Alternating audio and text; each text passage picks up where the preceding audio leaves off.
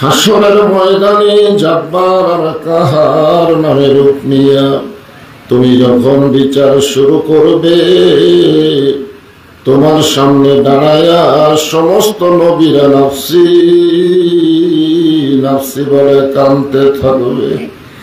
এমন কঠিন অবস্থা হাসরে হবে, সেদিন সমস্ত নবী তার উম্মতকে ভুলে যাবে, শুধু বলবে আল্লাহ আমার বেহাবলি উম্মতি বলে সেজদায়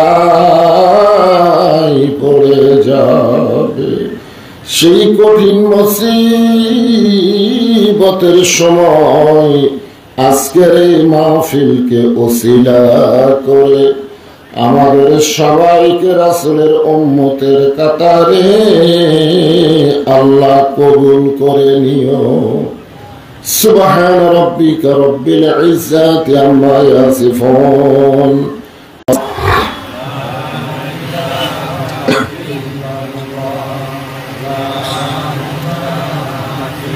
কার জিকির করতেছেন? কার জিকির? তো আল্লাহর জিকির করতে সমস্যা আছে? সর্বপ্রথম আল্লাহর পক্ষ থেকে বান্দা বান্দির জন্য যে হুকুম, আল্লাহর হুকুমই তো ইবাদত। সেই হুকুমটা হলো জিকির করা। যখন নামাজ রোজা হজ যাকাত কিছুই ছিল না, তখন একটাই মাত্র ইবাদত, তার নাম হলো জিকির। আল্লাহ রাসূলের অনেক সাহাবী নামাজ না পড়ে শুধু জিকির করার অপরাধে তাদেরকে হত্যা করা হয়েছে। শুধুমাত্র কলেমার জিকির করার কারণে তাদেরকে হত্যা করা হয়েছে। তার মধ্যে একজন হলো মেয়ে মানুষ সুমাইয়া, পুরুষ মানুষ ইয়াসার। এরকম বহু সাহাবী তারা কিন্তু নামাজ পড়েনি, শুধু কলেমার জিকির করেছে, আর জিকির করার অপরাধী তাদেরকে কাফেররা হত্যা করছে।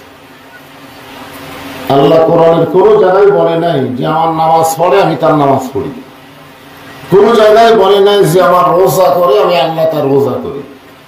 কিন্তু আল্লাহ কোরআনে বলেছেন যে আমার জিকির করে আমি আল্লাহ তার জিকির করি। দেখছেন সওয়াল হয় না। আপনার বলেন জিকির করা এটা কি কোন জুরি ইবাদত না জুরি ইবাদত? কত জুরি? একটা মানুষ নামাজ পড়তে পড়তে মারা গেল, সে লোক জান্নাতি, গ্যারান্টি নেই। একটা লোক রোজা করতে করতে মারা গেল, সে জান্নাতি, গ্যারান্টি নেই। কিন্তু একটা লোক যদি জিকির করতে করতে মারা যায়, শুধুমাত্র জিকির করার কারণে আল্লাহ তার জীবনের সব গুনাহ মাফ করে দেয়। আর সেই জিকির করতে আপনারা জবান খুলতেছেন না। আপনারা কি আখিরাতকে বিশ্বাস করেন?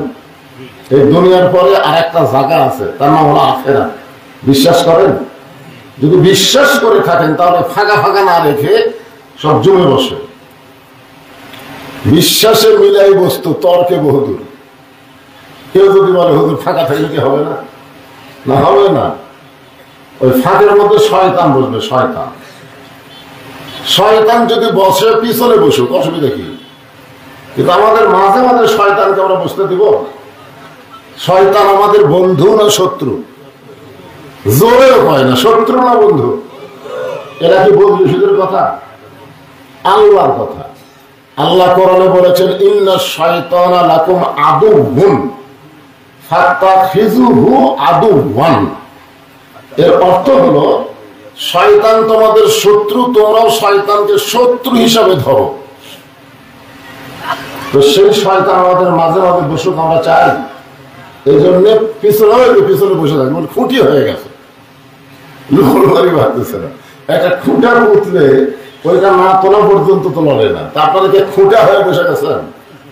সামনে আসেন, সামনে আসেন, আর জবান করে আল্লাহর জিকির করেন। লা ইলাহা ইল্লাল্লাহ, লা ইলাহা ইল্লাল্লাহ, লা ইলাহা। চাঁদ সূরজ আর গ্রহ তারা আল্লাহ নামের পাগল পারা। চাঁদ সূরজ আর গ্রহ তারা আল্লাহ নামের পাগল পারা, আমার আল্লাহ নামের এতই দয়া, আল্লাহ নামের এতই মায়া, লুকিয়ে রাখছেন হে আল্লাহ জোরে লা ইলাহা ইল্লাল্লাহ, লা ইলাহা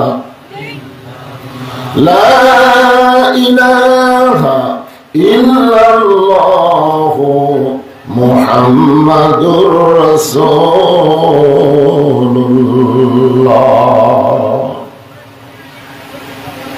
যখন মোহাম্মদ রাসূলুল্লাহ উচ্চারণ করলাম কি বলা লাগবে? মনে মনে না জোরে জোরে? হ্যাঁ, এর আগে মাহফিলে বলেছি আপনি মনে মনে জিকির করলে হবে, কিন্তু মনে মনে দরুদ করলে হবে না। আপনি সারা জীবন যদি মনে মনে দরুদ পড়েন, একটা দরুদও কাম দিবে না। কি জন্য দিবে না? কারণ জিকিরের মালিক হচ্ছে আল্লাহ।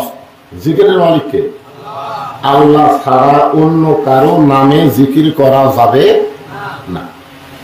তো জিকিরের যিনি মালিক, তিনি আমাদের মনের খবর জানে। আমি মনে মনেও জিকির করলে আল্লাহ মনের খবর জানে, কিন্তু দরুদের মালিক কিন্তু আল্লাহ না। দরুদের মালিক হচ্ছে মুহাম্মাদুর রাসূলুল্লাহ। আমাদের নবীকে আমাদের মনের খবর জানে? জানে? কথা জানে না। তা আপনি মনে মনে বললেন, কেমন হলো? এখানে একদল ফেরেশতা আছে, আল্লাহ পাক আজকের মাহফিলে তাদেরকে প্রেরণ করেছে। তাদের কামই হলো আপনি যখন দরুদ পড়বেন, ওই দরুদ ফেরেশতারা শুনবে, শোনার পরে আপনার নামে এই দরুদ গুলো রাসূলের রওজা মোবারকে পৌঁছায় দিবে। এখন আপনারা বলেন, আমাদের নবী কি মদিনাতে মরে আছে? মরে আছে? বাংলাদেশে কতগুলো হেজাতি বানাচ্ছে, হেজাতি। তারা মনে করে আমরাও যান নবীতে, আমরা মরে গেছি, নবীও মরে গেছে। নবী মরে নাই, নবী জায়গা বদল করছে। কি বদল? এদের নবীর শানে মৃত্যু শব্দ উল্লেখ করা হারাম। নবীর শানে বলতে হবে ইন্তেকাল, বিদায় নেওয়া। আমরা গজলের মধ্যে বলি না, ইসলামের আলো জ্বলায়া দিয়া নবী শুইয়া আসেন সোনার মদিনায়। আপনি যতবার দরুদ পড়বেন, ততবার ফেরেশতারা আপনার নামে নবীর কাছে দরুদ পৌঁছায় দিবেন। হাসরের ময়দানে দেখা যাবে আমাদের অনেক বান্দার নেকির চাইতে পাপ বেশি হয়ে গেছে। আমার তো মনে হয় আমার নেকির চাইতে পাপ বেশি। আপনাদের কি মনে হয়? আপনাদের কি নেকি বেশি না পাপ বেশি? তো নেকির চাইতে পাপ যদি বেশি হয়, আপনারা বলেন তো ঠিকানা কোথায়? হায় হায়, একেবারে নির্ভেজাল কথা। নেকির চাইতে যদি সামান্য পাপ বেশি হয়, সে জাহান্নামী। এই হিসাবে আমরা সবাই কি কথা পাই না। আর জাহান্নামী বলতে শরম লাগতেছে। বর্তমানে বাংলাদেশে যেই পরিবেশ চলতেছে, এই পরিবেশে নেকি কামাই করলেও নেকি জমা হচ্ছে না। যেরকম আমরা অনেক টাকা পয়সা কামাই করি, কিন্তু জমা হচ্ছে না, সব জিনিসের দাম বেশি। তো বর্তমানে বাংলাদেশে যে পরিবেশ চলতেছে, এই পরিবেশে নেকি কামাই হচ্ছে ঠিকই, কিন্তু থাকতেছে না। এই জন্য দেখা যাবে নেকির চাইতে পাপ বেশি। জাহান্নামের ফেরেশতারা ধাক্কায় ধাক্কায় জাহান্নামের দিকে যখন নিয়ে যাবেন, ওই সময় কেবলমাত্র আমাদের নবী আমাদের সামনে দাঁড়িয়ে যাবে। কি ভাগ্য আমাদের! যে হাসরের ময়দান সম্পর্কে আল্লাহ কোরআনে বলেছেন, ইয়া আইয়ুহান নাসু তাকু রাব্বাকুম ওয়াখশাউ ইয়াওমান লা ইয়াজি ওয়ালিদুন আন ওয়ালাদিহি ওয়ালা মাউলুদুন হুয়া জাযিন আন ওয়ালিদিহি শাইয়া। মানুষ, তোমরা সেই দিনকে ভয় করো যেদিন পিতা পুত্রকে চিনবে না, মা তার সন্তানের পরিচয় দেবে না। এমন একটা কঠিন মুহূর্তে একজন মাত্র মানুষ আমাদের আপন হয়ে আমাদের সামনে দাঁড়িয়ে যাবেন, তিনি হলেন আমাদেরই নবী। সুবহানাল্লাহ। নবী যখন আমাদের সামনে দাঁড়িয়ে যাবেন, ফেরেশতাদের আর ক্ষমতা হবে না যে আমাদেরকে ধাক্কায় জাহান্নামে নিয়ে যাওয়া। ফেরেশতারা বলবেন, আপনি কে গো? আজকের এই কঠিন দিনে এই গুনাহগার বান্দার সামনে দাঁড়ালেন। আপনি সামনে দাঁড়ায় কোনো লাভ নাই, আল্লাহ হুকুম করেছে তাদেরকে জাহান্নাম দেওয়াতে। আল্লাহ রাসূল বলবেন, আমি এমন একজন দরদি নবী যার সম্পর্কে আল্লাহ বলেছেন, ওমা আরসালনাকা ইল্লা রাহমাতাল লিল আলামিন। আল্লাহ হচ্ছে রব্বিল আলামিন আর নবী হচ্ছে রহমাতুল লিল। আল্লাহ তো রাগ বেশি, আল্লাহ জাহান্নাম দিছে, কিন্তু আমার যে দয়া, আমার যে দয়া, আমার সামনে দিয়ে আমার গুনাহগার উম্মতকে জাহান্নামে নিয়ে যাবে, আমি রাসূল যাবার দিব না। দেখি তোমরা ফেরেশতারা কেমন করে নিয়ে যাও। তারপর বলেন তো, ফেরেশতারা কি আমাদের নবীকে ঠেলা দিয়ে আমাদেরকে জাহান্নামে নিয়ে যেতে পারবে? পারবে না। আল্লাহ একজন ফেরেশতাকে পাঠিয়ে দেবেন যার নাম হলো জিবরাইল। এই জিবরাইল, যাও আমার নবীকে সালাম দিয়া জানাও, নেকির চাইতে পাপ বেশি হওয়ার কারণে আমি আল্লাহ জাহান্নাম দিয়েছি, সামনে দাঁড়ায় কোনো লাভ নাই। ফেরেশতা জিবরাইল এসে হাসরের ময়দানে নবীকে সালাম দিবেন, আসসালামু আলাইকা ইয়া রাসূলুল্লাহ। নবী সালামের উত্তর দিবেন না। ফেরেশতা জিবরাইল আবার সালাম দিবেন, নবী সালামের উত্তর দিবেন না। তৃতীয়বার যখন জিবরাইল সালাম দিবার যাবেন, এমন সময় নবী বলবেন, জিবরাইল খালি সালাম দিতে হবে না, সালাম দেওয়াটা শেখা লাগবে। সুবহানাল্লাহ। কাকে বলতেছে? জিবরাইলকে আমাদের নবী বলতেছেন, শুধু সালাম দিলে হবে না, সালাম দেওয়া শেখা লাগবে। আজকে আমাদের বাংলাদেশের অনেক নেতারা পর্যন্ত সালাম ঠিক মতো দিবার পারে না। বলে কথা ঠিক না? সালাম দিবার গেলে শুদ্ধ করে সালাম দেওয়া লাগবে, কারণ সালামের চাইতে বড় দোয়া পৃথিবীতে আর একটাও নেই। আপনারা যে কাউকে সালাম দেন, এটা কি দিচ্ছেন? দোয়া করতেছেন, আসসালামু আলাইকুম, আপনার উপরে আল্লাহ রহমত বর্ষণ করুন। ও তখন বলবে, ও আলাইকুম আসসালাম, তাহলে আমার উপর না, আপনার উপরে হোক। ফেরেশতা জিবরাইল বলবেন, ইয়া রাসূলুল্লাহ, দুনিয়ার জীবনে 24,000 বার আপনাকে সালাম দিয়েছি, আপনি কোনোদিন সালামের ভুল ধরলেন না। আজকে হাসরের ময়দানে কি ভুল করলাম? আল্লাহ নবী বলবেন, জিবরাইল তুমি কি আরবি গ্রামার জানো? কি আরবি গ্রামার জানো? যাকে বাংলায় বলে ব্যাকরণ। সালাম 3 ভাবে দেওয়া যায়। একটা হলো আসসালামু আলাইকা, কোন এক ব্যক্তিকে লক্ষ্য করে যখন বলবেন আসসালামু আলাইকা, তোমার উপর। আসসালামু আলাইকুম, তোমাদের 2 জনের উপর। আর আমরা যে সালাম দিই সেটা আসসালামু আলাইকুম, তোমাদের সকলের উপর। তো তুমি জিবরাইল আসসালামু আলাইকা বলে কাকে সালাম দিচ্ছ? তো জিবরাইল বলে, হুজুর আপনাকে সালাম দিচ্ছি। রাসূল বলবেন, তাহলে আমার এটা বাদ গেল কেন? যাকে জাহান্নামের ফেরেশতারা ধাক্কায় ধাক্কায় জাহান্নামে নিয়ে যাচ্ছে, তাকে বাদ দিলে কেন? জিবরাইল বলতেছে, ওরে সালাম দিলাম কি? অন্যের চাইতে পাপ যে বেশি, ওরে সালাম দিয়ে কোনো লাভ আছে? আল্লাহ নবী বলবেন, জিবরাইল নেকি আর পাপ ওজন করার সময় আল্লাহ আমাকে বাদ দিবার পারে, আর সালাম দেওয়ার সময় আমার উম্মতকে বাদ দিবার পারো। তোমরা হলো বাদ দেওয়া পার্টি। তোমরা কি পার্টি?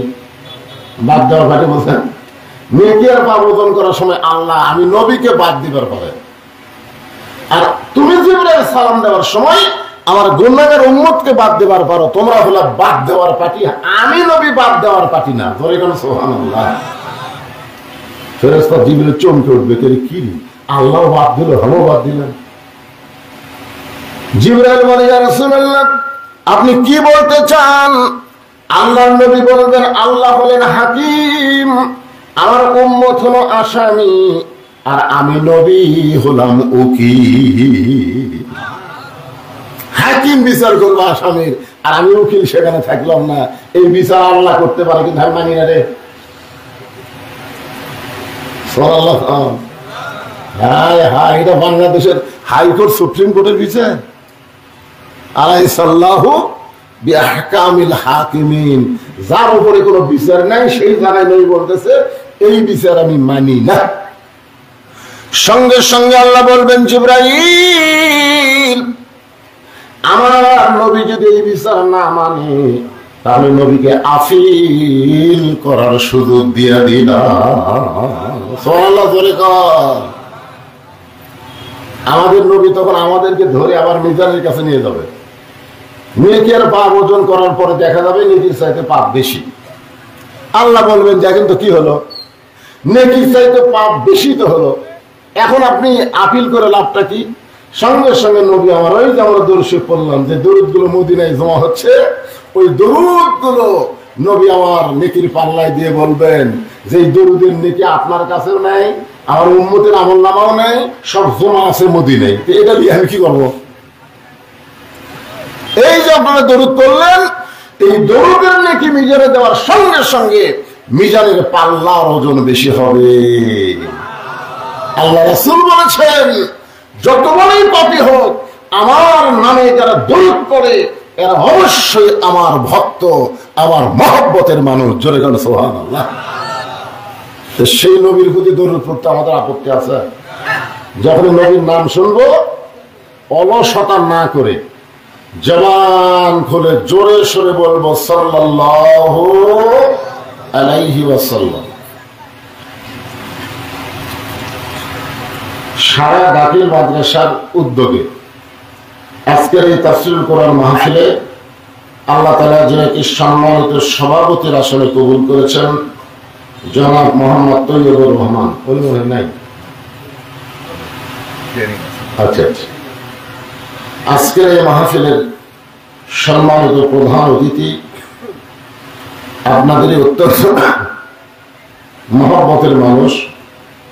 নিয়ামতপুর আসার পর থেকে আমারও মহব্বত, যে মাহফিলে যাই দেখা অন্তত পাই। জনাব আলহাজ মোহাম্মদ ওবায়দুল হক, ইউনিয়ন পরিষদের বর্তমান চেয়ারম্যান, এই মাদ্রাসার সভাপতি। আজকের এই মাহফিলের সম্মানিত প্রধান অতিথিকে অন্তরের অন্তঃস্থল থেকে আমি শুভেচ্ছা জ্ঞাপন করছি। আজকের এই মাহফিলের সম্মানিত বিশেষ অতিথিবৃন্দ, সম্মানিত সুধীজন, সম্মানিত ওলামায়ে কেরাম, মাগরিবের নামাজের পর থেকে এত রাত পর্যন্ত জান্নাতের বাগানে কবুল করেছেন, খুশি না বেজার? আপনারা হয়তো মনে করতেছেন আমরা আসছি, না, আপনারা আসেন নাই, আল্লাহ পাক আপনাদের নিয়ে আইছে। অনেক মানুষের ইচ্ছা থাকা সত্ত্বেও হয় না, শরীর খারাপ হয়, মন টানে না, কিন্তু আপনারা শত ব্যস্ততার পরেও আজকের এই জান্নাতের বাগানে উপস্থিত হওয়ার কারণ হলো স্বয়ং আল্লাহ। যখন স্বয়ংকে, এটা কোরআনের কথা। আল্লাহ এই কোরআন শরীফে বলেছেন মা সাবাকা মিন হাসানাতিন ফামিনাল্লাহ, বান্দা বান্দির দ্বারা যখন কোনো ভালো কাজ হয়, এই ভালো কাজ বান্দা বান্দি করে না, বরং আল্লাহ করায়। আপনারা বলেন তো আজকের এই মাহফিলে বসাটা ভালো কাজ না খারাপ কাজ? সবাই জোরে বললেন না, ভালো কাজ না খারাপ কাজ? আপনি বিশ্বাসই করতে পারতেছেন না যে আপনি যে জায়গায় বসেছেন এটা বেহেশতের বাগান। আর বেহেশতের বাগানে কেবলমাত্র বেহেশতি মানুষ ছাড়া জাহান্নামী মানুষকে আল্লাহ কবুল করে না। এই হিসাবে আমরা সকলে জান্নাতি। আমার সামনে জান্নাতি মানুষদেরকে আমি অন্তরের অন্তঃস্থল থেকে শুভেচ্ছা জ্ঞাপন করছি। সম্মানিত মা বোনেরা, পর্দার অন্তরে বসে বসে যারা আলোচনা শুনতেছেন তাদেরকে শ্রদ্ধা জ্ঞাপন করে নিয়ামতপুরের বহু জায়গায় আইসি, কিন্তু সারা মাদ্রাসা আজকে প্রথম। আমি জিজ্ঞাসা করতেছি আপনারা সকলে কেমন আছেন? যে আল্লাহ দয়া করে রহম করে শারীরিক সুস্থতা দান করে আজকের এই জান্নাতের বাগানে কিছুটা সময়ের জন্য কবুল করলেন, আমরা সে আল্লাহর উপর খুশি না বেজার? তাহলে সকলে কৃপণতা না করে জবান খুলে বলবেন রব্বানা লাকাল হামদ। হামদান কাসীরান তাইয়িবান মুবারাকান ফীহি। আমরা আল্লাহর প্রশংসা করলাম যে আল্লাহ জন্মগতভাবে আমাদেরকে মুসলমানের ঘরে কবুল করছেন। কি দুনিয়াতে মানুষ পাঠানোর দায়িত্ব কার? কথা কম না কেন, সবাই জবান খোলেন তো। দুনিয়াতে মানুষ পাঠানোর দায়িত্ব কার? তো আল্লাহ যদি আপনাকে হিন্দুর ঘরে পাঠাতো তাহলে আপনার করণীয় কি ছিল? আপনি বড়জোর মন্ত্রী হবার পারতেন, কিন্তু জান্নাতে যাওয়ার পারতেন না। জোরে কথা কম না কেন, কথা কম। জান্নাতে যাইতে গেলে যে ধর্ম শর্ত, সে ধর্মের নাম কি? কোরআনে আছে না নাই? আল্লাহ কোরআনে বলেন আল্লাহ কবুল করবে না। আল্লাহর কাছে কবুলযোগ্য একমাত্র ধর্মের নামই হলো ইসলাম। আর এই ইসলাম আল্লাহর কাছে মনোনীত। ইন্নাদ দীনা ইনদাল্লাহিল ইসলাম। আমরা মুসলমানের ঘরে জন্ম নিয়ে কি অপরাধ করছি? না, ভালো, খুশি, একটু কষ্ট হবে, কারণ মুসলমানের ঘরে যারা জন্ম নিয়েছে আল্লাহ তাদেরকে পরীক্ষা করবে, বুঝলেন? স্কুলে ভর্তি হলে সে ছাত্রের তো পরীক্ষা আছে। কথা ঠিক কিনা? ইমানের টিকিট নিয়ে মুসলমান যাত্রী হইয়া ইসলাম গাড়িতে যারা চড়তে পারে, ইসলাম গাড়ি চলতে চলতে চলতে চলতে তাদেরকে জান্নাত নামক বাড়িতে পৌঁছাইয়া দেয়। আমি যে একটা ধারাপাতের মতন কথা বললাম, আপনারা খেয়াল করছেন?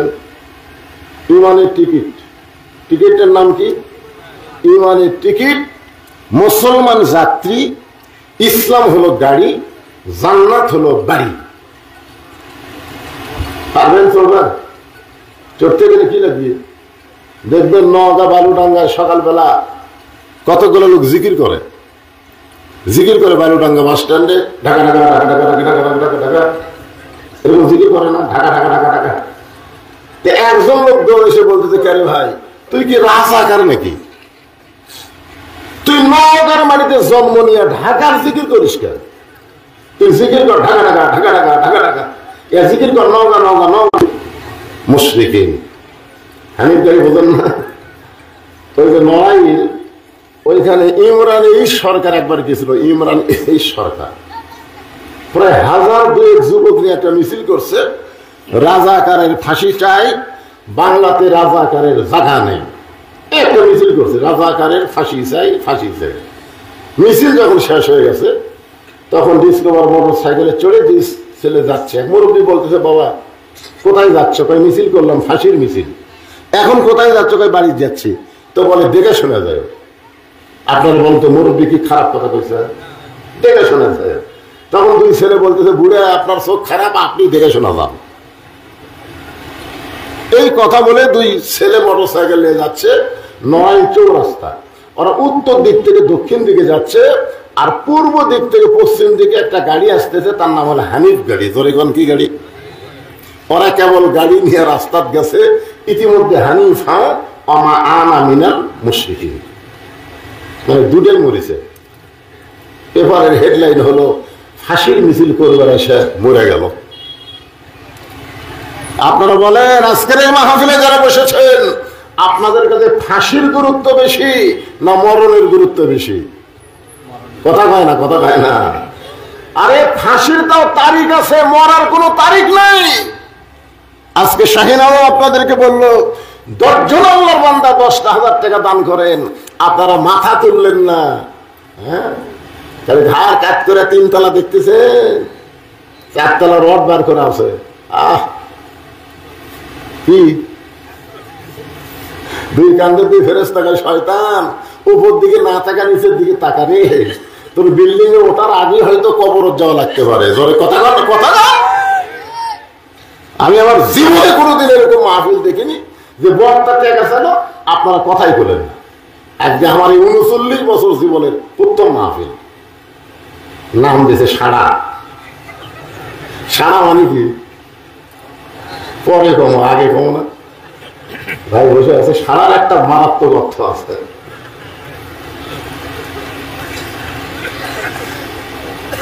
একটু মনোযোগ দিয়ে কথাগুলো শুনবেন।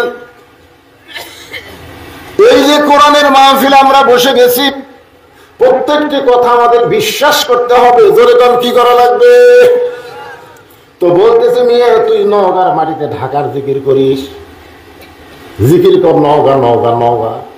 বলে ভাইজান আমার জিকিরও ঠিক আছে, তোমার ধারণাও ঠিক। এইটা যে নওগাঁ এটাও ঠিক, আমি যে জিকির করতেছি এটাও ঠিক।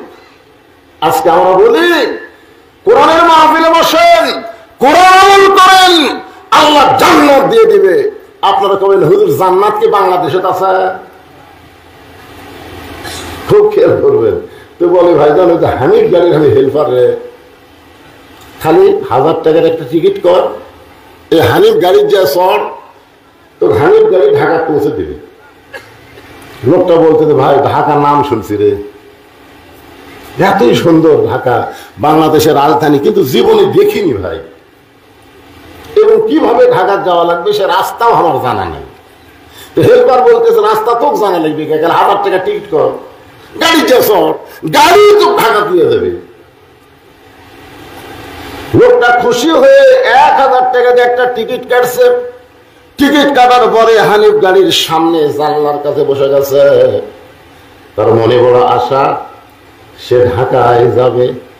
ইমানের টিকিট নিয়ে মুসলমান যাত্রী হয়ে কেউ যদি ইসলাম গাড়িতে চড়তে পারে তার আর কোনো চিন্তা নাই, ইসলাম গাড়ি চলতে চলতে তাকে জান্নাতে পৌঁছায়া দিবে।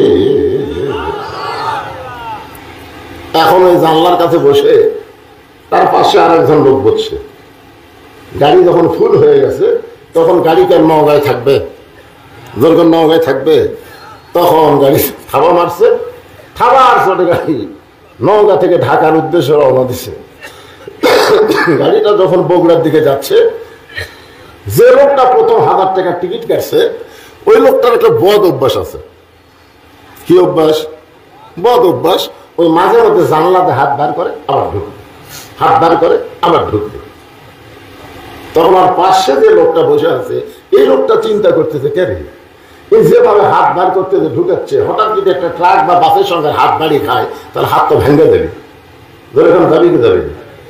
আমি যে তার কাছে ভদ্র হয়ে বসে আছি, আমার উচিত কি? আমার কি উচিত? ওর হাত ভাঙবো, এটাই আমার উচিত। আচ্ছা ওর হাত ভাঙ্গা তখন কেমন করে চিল্লাচিল্লি করবি, তখন জনগণ বলবে তোমার কাছে এই লোকটা বসে আছে, তুমি সতর্ক করো নি কেন? জনগণ বলবে কি বলবে না? কেউ বলার আগে লোকটা বিবেকের কারণেই বলতেছে।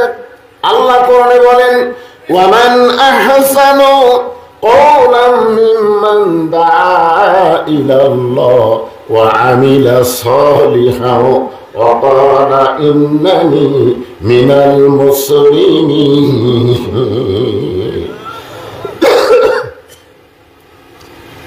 আপনি নামাজ পড়তেছেন, আপনার ঘরের পাশে আপনার জোয়ান তাগড়া ছেলে ঘুম পাড়তেছে, আপনি ফজর নামাজ পড়লেন, অথচ আপনার ছেলে ঘুম পাড়তেছে, আপনার কিছু করার দরকার আছে না নাই? আছে। ওই লোকটা হাত বার করতেছে ঢুকাচ্ছে, আপনার কিছু করার দরকার আছে না নাই? যখন আছে না নাই কি করবেন? আপনি তাকে সুন্দর করে বলবেন ভাইজান গাড়ির মধ্যে চলে বসেছ, কিন্তু গাড়ির নিয়ম কানুন মানা লাগবে। তুমি যে গাড়ির মধ্যে 1000 টাকার টিকিট কাইটা, ইমানের টিকিট কাইটা, তুমি যে ইসলাম গাড়ির মধ্যে বসেছো মুসলমান হইয়া, এই গাড়ির নিয়ম কানুন আছে না নাই? ইসলাম গাড়ির নিয়ম কানুন হলো আল্লাহর কোরআন আর নবীর সুন্নাহ। তুমি মুসলমান হয়ে ইসলাম গাড়িতে চড়বে, কিন্তু ইসলাম গাড়ির কোরআন হাদিস মানবা না, এমন মুসলমান আল্লাহর দরকার নাই। জোরে কান কথা ঠিক কি? লোকটা বলতেছে তুমি তো গাড়ির মধ্যে বসে হাত বার করতেছ আর ঢুকাচ্ছ, তুমি কি গাড়ির নিয়ম দেখছো? তো বলে কি নিয়ম? বলে তোমার মাথার উপর লেখা আছে দেখো, হাত বাহিরে রাখবেন না, মাথা বাহিরে রাখবেন না, নিজের জিনিস নিজের সদতে রাখবেন, অন্যের জিনিস নিবেন না, এরকম কিছু নিয়ম আছে না নাই? জোরে কেন আছেন না? তা আপনি কি দেখতেছেন? হাত বাহিরে রাখা যাবে না ভাই, আপনি যে হাত বার করতেছেন ঢুকাচ্ছেন, গাড়ির নিয়ম আপনি মানবেন না। তখন ওই বলতেছে ভাই রে ওগুলো সব আমি জানি রে, কিন্তু জানি ঠিকই মানি না। জোরে কেন? জানি ঠিকই মানার দল করি না। যারা মানবার বলে তাদেরকে রাজাকার জঙ্গি বলি, জানি ঠিকই মানি না। সবাই বলেন জানি ঠিকই মানি না। আপনার বলেন তো যে আল্লাহ আপনাদেরকে রাজ্জাক,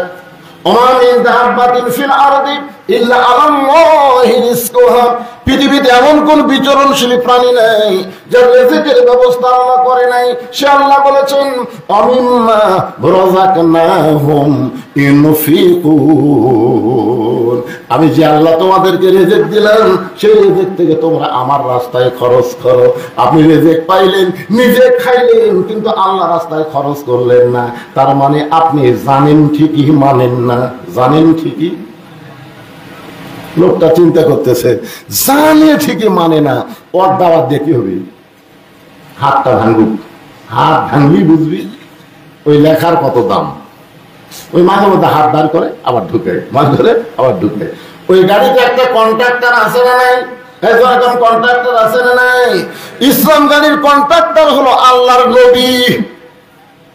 ইসলাম গাড়ির কন্ট্রাক্টর হলো নবী। যখন চলে গেছে আল উলামা ওয়ারাসাতুল আম্বিয়া,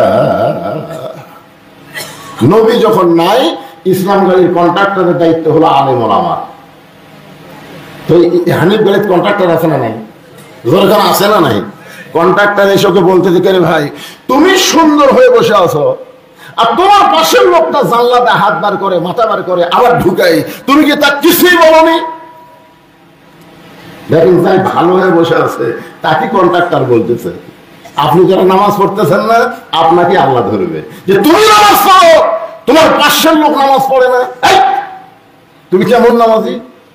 এই জন্য আল্লাহ বলেছেন কু আনফুসাকুম ওয়া আহলিকুম নার, জাহান্নামের আগুন থেকে বাঁচতে গেলে একলা বাঁচা যাবে না ভাই, সবাইকে নিয়ে বাঁচা লাগবে। জোরে কোন ঠিক কিনা কথা কোন? আজকে অনেকে মনে করতেছেন আমি নামাজি, আমি রোজাদার, আমি জান্নাতের যেমন অত সোজা না, পাও টাইমে ধরবি। একটু মনোযোগ দিয়ে শোনেন। কন্ট্রাক্টর বলতেছে এত সুন্দর হয়ে বসে আছো কিন্তু তোমার পাশের লোকটা বেয়াদব, জানলা দিয়ে হাত বার করে ঢুকে, তুমি কি তারা কিছুই বলো নাই? লোকটা বলতেছে আমি বলেছি, কিন্তু উত্তরে সে আমাকে বলেছে জানি ঠিকই মানি না। আমি বলেছি কিন্তু লোকটা উত্তরে কি বলতেছে? কথা পায় না। ওয়াজ বোঝা লাগবে না, জানি ঠিকই মানি না। জানি না, নামাজ না পড়লে কি হবে কে জানে না? এ কে জানে না? সুদ খেলে কি হয় কে জানে না? কারণ যে শুধু 1 টাকা খায়, নিজের মায়ের সঙ্গে 42 বার জিনা করার গুনাহ হয়, এটা কোন কোন লোক জানে না? কারণ আপনার সব করা, এই যে আপনারা ইট ধানাবাদ করতেছেন, আপনাকে কত মন ধান পাইলে কতটুকু ওষুধ দেওয়া লাগবে এটা আপনারা জানেন না। জানার পরে যদি না দেন আপনি জাহান্নামের আগুন ভক্ষণ করতেছেন। আপনার পদে পদে বিপদ হবে, পদে পদে বিপদ। দেখবেন মেয়েটা একটা ভেড়ালার সাথে বার হয়ে গেছে, ছেলে শালা হিরোইন খায়, ওই রাত্রে ঘুমাই, ঘুম ধরে না, ঘুমের ট্যাবলেট খায়, খারাপ স্বপ্ন দেখে। এগুলো সবাই একটা আমার সঙ্গে হুঁকারি দেন আপনাকে এই বছর এই সিজনে এলাকার শেষ ওয়াজ, আর হয়তো আপনাদের সামনে ওয়াজ করার সময় আমার নাও হতে পারে, অত লম্বা হায়াত হয়তো নাও থাকতে পারে। কথা বলুন ঠিকই না? সেজন্য একটু হোহা করা লাগবে না? লোকটা উত্তরে বলেছে জানি ঠিকই মানি না, মানার দল করি না। এই বাংলাদেশে যারা মানার কথা বলে তাদেরকে 2 চোখে দেখতে পারি না। কন্ট্রাক্টর বলতেছে যেভাবে দাওয়াত দেওয়ার কথা তুমি সেইভাবে দিতে পারো নাই। দাওয়াত দেওয়ার একটা সিস্টেম আছে। আল্লাহ কোরআনে বলেন উদউ ইলা সাবিলি রাব্বিকা বিল হিকমাহ। সুবহানাল্লাহ। কেবা মুরব্বি, যে মুরব্বি উঠলেন কেবারে সামনে থেকে, না না এই ঘন ঘন যাকে পেশাব লাগে তারকে ওয়াজ শোনা কি ফরজ? এদের সামনে জায়গার থেকে উঠে গেল কেমন লাগে? এই জায়গাটা পুরো করে দেন তো, বাজান আসেন তো। ওয়াজ শুনতে শুনতে বাদাম খাওয়া হয় না, বুঝলেন? ওয়াজ একটা ইবাদত। কি বাদাম খাওয়া শুরু করছে রে?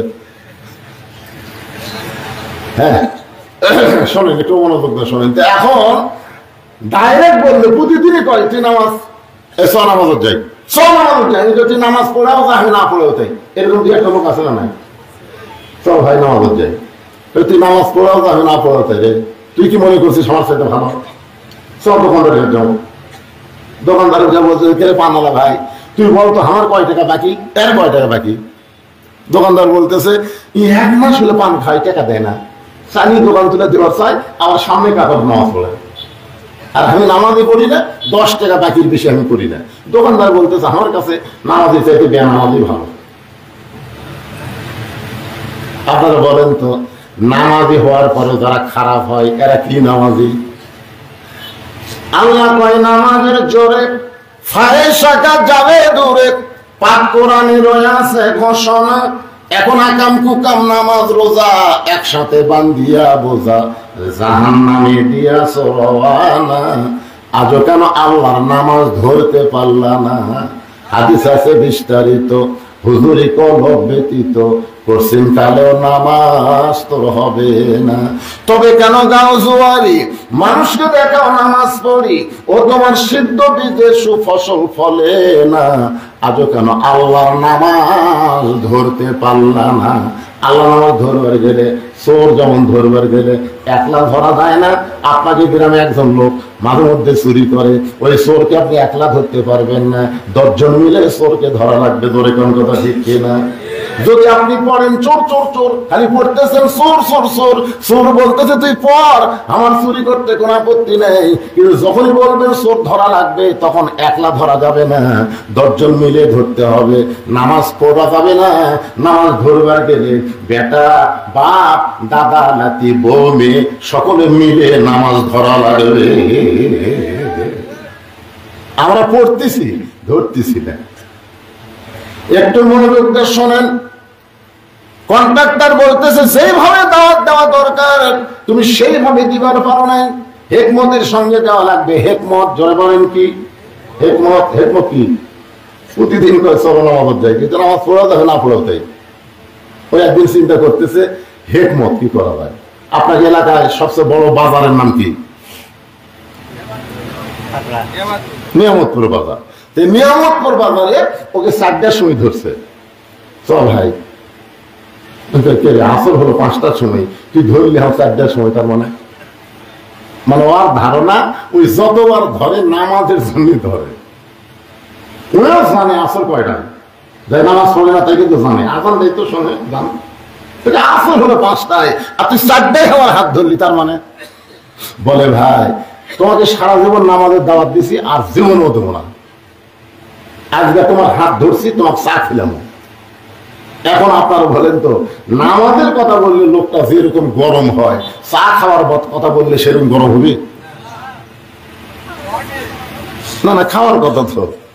তখন বলতেছে তুই তো এক নামাজের দাওয়াত ছাড়া অন্য দাওয়াত দিস না রে, আজকে আবার খাওয়ার দাওয়াত দিচ্ছে, চল যাই। চাষ করে যায়, বলতে ভাই নিমকি আছে, জিলাপি আছে, সন্দেশ আছে, পেঁয়াজি আছে, এত কেন খা রে ভাই, আমি নিয়ত করছি আজকে তোকে 50 টাকা খাওয়াবো। 50 টাকা, 40 টাকা যেই মাত্র খাওয়া হয়েছে, এমন সময় আসরের নামাজের আজান দিছে। 40 টাকা খাওয়া শেষ হতেই আসরের আজান দিয়েছে। লোকটা বলতেছে ভাই নিয়ত করেছিলাম 50 টাকা খাওয়াবো, কিন্তু এই শালা মুয়াজ্জিনের কাম কি কাম নেই, আজান দেওয়া। আমি নিয়ত করছি 50 টাকা খিলাবো, আর 40 খিলাতে আজান দিল। ভাই রে, মাত্র 10টা মিনিট খালি তুই এটি বসে থাক, আমি নামাজ পড়ে আবার আসতেছি। আমি নিয়ত করছি তো 50 টাকা খিলাবো ভাই, 40 খিলালে আমার মন ভরতেছে না, আর 10 টাকা খিলাবো, খালি 10টা মিনিট বসে থাক, নামাজ পড়ে আসতেছি। এই বলে নামাজে যখন মসজিদ দিকে যায়, বেনামাজি খপ করে হাত ধরছে, হাত ধরে বলতেছে কে ভাই আমার বলবি না? তখন বলতেছে এর আগে বহুদিন কচি ভাই রে, তুই আমার বলছিস তুই নামাজ পড়া যাবে না, পড়াও তাই, আমি আর বলবো না। আরে পাগলা, এতদিন খালি খালি নামাজের কথা বলছিস, আর 40 টাকা খিলেছিস, তুই কি মনে করছিস আমার বিবেক কুত্তে মুতিছে? আরে যতবারই খারাপ হয় যে ভাই আমাকে 40 টাকা খাওয়ার পরে, আর তাই একলাই নামাজের জন্য খালি করে দেখ, করে দেখ, রেডি হয়ে গেছি। নামাজি মনে মনে করে আল্লাহ ডাইরেক্ট কাম হয়নি, এবার হেকমতের সাথে কাম হচ্ছে। বলতে তো ভাই তাহলে চলো যাই মসজিদের কাছে নিয়ে এসে বলতে যে পৃথিবীর শ্রেষ্ঠ জায়গা হলো আল্লাহর ঘর, আর পৃথিবীর খারাপ জায়গা হলো হাট বাজার। আপনারা সত্যি করে বলেন তো, হাট বাজারের মধ্যে আপনাদের মন বেশি টিকে না মসজিদের মধ্যে? ভাই সত্যি করে বলা লাগবে। ইমাম গাজ্জালি বলেছেন, যে মন হাট বাজারে আনন্দ পায় ওই মনের মধ্যে ক্যান্সার ধরছে, ক্যান্সার। ওই যে মমতাজ একটা গান গাছে, মমতাজ, বেগম মমতাজের নাম শোনেননি আপনারা? এই মমতাজের সব গান কিন্তু খারাপ নয়, আর কতগুলো গান হওয়া খুব ভালো লাগে। তার মধ্যে একটা গান হলো, মনে যদি পছন্দ হয় গন্ধ ফিরে পাওয়া যায়, চোখে তারে যায় না দেখা, মলম দিবা কোন জায়গায়। যেই মনটা হাট বাজার আনন্দ পায়, মসজিদের মধ্যে ছটফটায়, ওই মন ওলা দেহ কোনদিন জান্নাতে যাবার পারবে? কারণ পৃথিবীর শ্রেষ্ঠ জায়গা হলো আল্লাহর ঘর, আর পৃথিবীর খারাপ জায়গা হলো হাট বাজার।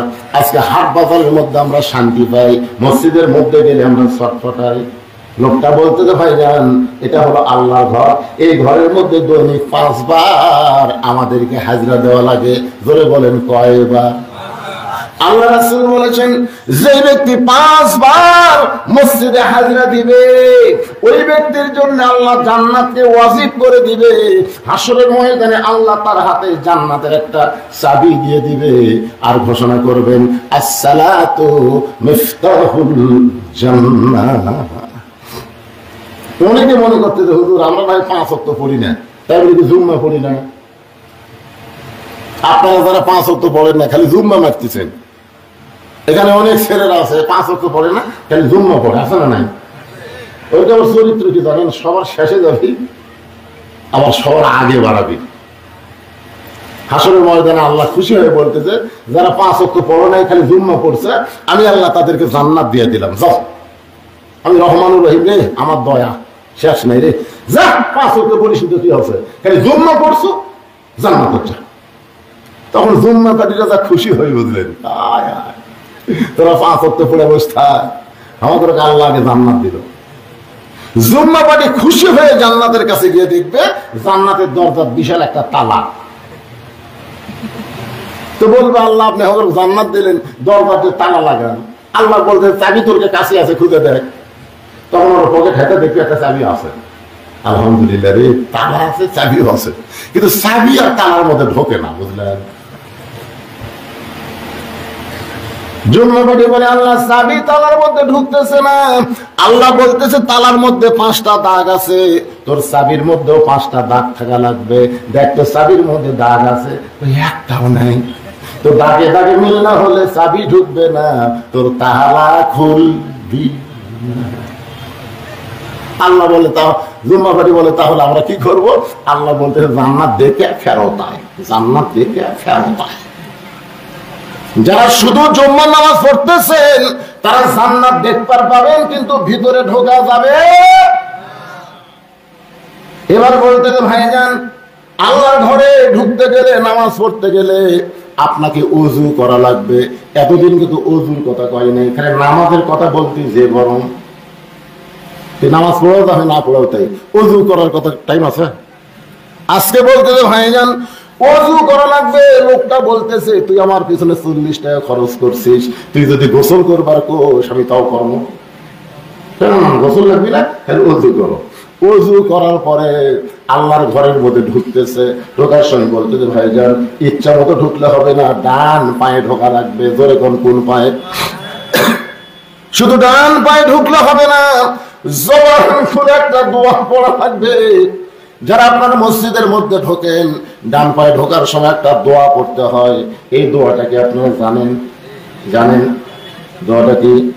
আল্লাহুম্মা ফতাহলি আবওয়াবা রাহমাতি।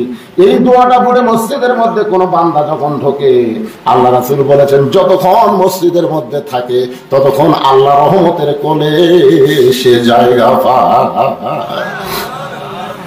এখন বলেন, আল্লাহ রহমতের কোলে জায়গা পাওয়ার পরে যে লোকটা বারবার মসজিদের ঘড়ি দেখে, বারবার মসজিদের ঘড়ি দেখে, 5 মিনিট পরে জামাত হবে, এর মধ্যে 6 বার ঘড়ি দেখে, যে ব্যক্তি বারবার ঘুরে দেখে বুঝবেন ও আল্লাহর ঘরের মধ্যে ঢুকলেও আল্লাহ রহমতের কোন জায়গা পায়নি, কারণ আল্লাহ ওকে পছন্দ করে নাই। হয়তো ওর কাপড় পাক নাই, ওর শরীর পাক নাই, হয়তো ঘুষ খাওয়ার টাকা দিয়ে গোস্ত খাচ্ছে, সুদের টাকা দিয়ে মাছ কিনছে, এগুলো খাইয়া মসজিদে গেছে, যাওয়ার পরে খালি বারবার ঘুরি দেখতেছে। শরীর পাক, নামাজের পড়বে গেলে কয়টা পাক থাকা লাগবে? শরীর পাক, কাপড় পাক, নামাজের মসজিদ যে পাক, এর ব্যাপারে কোনো সন্দেহ। কিন্তু শরীর পাক কিনা এইটা আপনারা খেয়াল করে দেখবেন। তো হয়তো মনে করবেন হুজুর একটা ভালো সাবান দিয়ে সেইভাবে গোসল করে 4 বালতি পানি মাথার দিলাম, তারপরে শরীর পাক হয়নি। না, আপনি যদি সুদের টাকার গোস্ত, ঘুষের টাকার মাছ খান, ওপরে যতই পানি ঢালেন ভাই, ভিতর পাক নাই। এই জন্য নামাজের পূর্ব শর্ত হলো হালাল খাদ্য। জোরে গান কি খাওয়া? আল্লাহুম্মা ইফতাহলি আবওয়াবা রাহমাতিক বলে লোকটা মসজিদের বারান্দায় ঢুকছে, আর যে লোকটা ওরে 40 টাকা খরচ করাইছে, 40 টাকা খরচ করে খাওয়াইছে, এক দৌড়ে সামনে গেছে। ওই বারান্দা ঢুকতেই ওই কোথায় গেছে? সামনে গিয়ে আল্লাহর সাথে, আল্লাহ আল্লাহ আমার কাম হলো দাওয়াত দেওয়া, আর তোমার কাম হলো হেদায়েত দেওয়া। আমি যেভাবে হোক ওকে দাওয়াত দিয়ে মসজিদের মধ্যে ঢুকেছি। আগে অনেকদিন এমনি এমনি করছি, কাম হয়নি। আজকে হেকমতের সাথে আর পিছনে 40 টাকা খরচ করছি, খোঁড়া যেভাবেই হোক আমি কিন্তু মসজিদে ঢুকেছি। আমার কাম কি? দাওয়াত দিয়ে মসজিদে ঢুকেন, আর তোমার কাম হলো হেদায়েত দেওয়া। হেদায়েতের দায়িত্ব বান্দার না, বান্দার দায়িত্ব হলো দাওয়াত দেওয়া। জোরে কথা কন না কেন? আজকে এখানে আমি আইসি আপনাকে দাওয়াত দিচ্ছি, হেদায়েত দেওয়ার মালিককে। কথা কন না কেন? আমি যত ওয়াজ করি এখানে এমন কতগুলো লোক আছে এরা ফজরের নামাজ পড়বি না, আছে না নাই? আগেও যা পরেও তাই। ওই যে আমার ওয়াজের মধ্যে শোনেননি, এক মুরিদ পীরের কাছে গেছে, যা বলে হুজুর আমার তো খুবই অভাব, আমাকে এমন কিছু মন্ত্র দেন যে মন্ত্র দিয়ে জিন হাজির করা যাবে, আর জিনের কাছে যা চামো তাই দিবে। তো পীর সাহেব কিছু দোয়া দিছে, ওই চোখ বন্ধ করে দোয়া পড়তে পড়তে জিন এসে হাজির। জিন বলতে যে হুজুর আমাকে ডাকলেন কেন, কি চান? তো বলে আমার ভাঙ্গা বাড়ি চাঙ্গা করে চাই। তো জিন ভাঙ্গা বাড়ি চাঙ্গা করে দিছে। এরপরে হুজুর কি বলেন? বলে আমার অনেক খাবার লাগবে, খাবার এনে দাও। তো জিন খাবার এনে দিয়ে বলে হুজুর এখন কাজ দেন, কি করব? বলে আমার অনেক টাকা পয়সা লাগবে, অনেক টাকা পয়সা এনে দিয়ে। জিন বলতে হুজুর এখন কাজ দেন, কি করব? লোকটা বলে আমার তার কোনো কাজ নাই। জিন বলে কাজ না দিলে আপনার ঘা ভাঙবো, আমি বেকারের জাত না, কাজ চাই। মুরিদ চিন্তা করে কে রে, যত কাজ আসলো সব কাম শেষ, এখন কাম না দিলে আমার ঘাড় ভাঙবি, তার কারণ কি? জিন বলে কাজ দেন। মুরিদ এক দৌড়ে পীরের কাছে দৌড়। পীর বলে দৌড়াস কেন? বলে জিন খালি কাজ চাই। আমি জিন তো তাড়াবার পারি না হুজুর, খালি হাজির করছি, এখন কাজ চাই, কাজ আমার নাই, আমি কি করব? পীর সাহেব বলে জিন কোথায়? বলে ওই যে আসতেছে। জিন এসে বলে পীরের কাছে আসা লাভ নাই, কাজ দেন।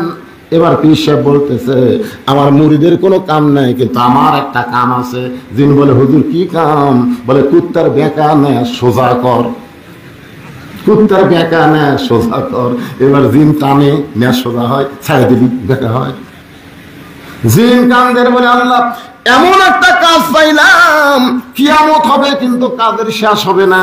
আজকে আমাদের বাংলাদেশে অনেক যুবক হলো কুত্তার নেজের মতন বেকা, যতক্ষণ কোরআনের মাহফিলে থাকে সোজা হয়ে থাকে, আবার মাহফিল শেষ হয়ে গেল, আগেও যা পরেও তাই, এশার নামাজও পড়েনি, ফজর নামাজও পড়বে না, এরকম আছে না নাই? যেরকম আছে, একটু মনোযোগ দিয়ে শুনবেন বাজান।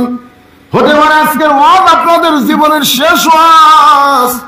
আমরা কেউ হায়াতের খবর জানি না, কিন্তু যেদিন ডাক পড়িবে, সবাই বলেন, কিন্তু যেদিন ডাক পড়িবে কবর মাঝে যাইতে, জোগাড় কিছু করছো বন্ধু তার মাঝে বিছাইতে। আল্লাহর বান্দারা, লোকটার সামনে গিয়ে আল্লাহকে বলতেছে, আল্লাহ আমার কাম হলো দাওয়াত দেওয়া, তোমার কাম হলো হেদাত দেওয়া, আমি যেভাবেই হোক দাওয়াত দিয়া পৃথিবীর শ্রেষ্ঠ জায়গা মসজিদে ওরা হাজির করছি, এখন তুমি কি করবা, তোমার দায়িত্ব। আল্লাহ বলে, বান্দারে তুই যখন তোর কাম শেষ করে আমার কাম করার কথা বললি, আমি তোর দোয়া কবুল করলাম। জোরে কোন সুবহানাল্লাহ। আসরের নামাজ, জোরে কোন কোন নামাজ? আসরের নামাজ কয় রাকাত? জোরে কোন। আমি কিন্তু বলিনি আসরের ফরজ কয় রাকাত, তা কিন্তু বলিনি।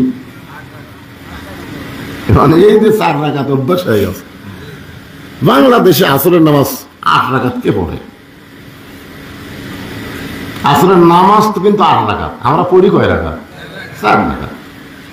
আল্লাহ রাসূল এও কথা বলেছেন যে সাহাবীরা জোহরের পূর্বে যে 4 রাকাত সুন্নাত, এইটা হলো ইবাদত, আর আসরের পূর্বে যে 4 রাকাত সুন্নাত, এইটা হলো মাহাব্বত।